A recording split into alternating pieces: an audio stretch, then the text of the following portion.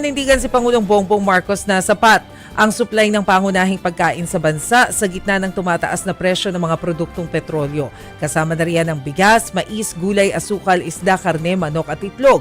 Inutos din ng Pangulo na pababain ng taripa sa pagkain at pagpapalawig ng benteng bigas program sa gobyerno.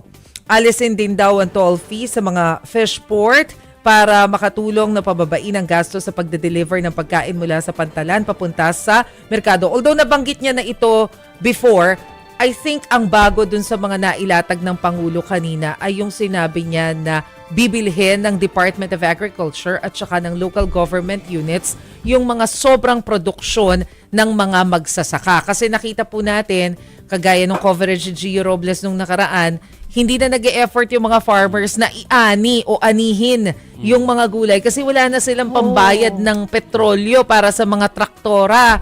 So, ang gagawin ngayon ng Department of Agriculture, bibilhin yung mga aanihin na mga gulay o kung anumang agri-products para sila na yung either magbebenta, maghahatid dun sa mga consumers, or kung LGU, ipapamahagi doon sa kanilang mga constituents.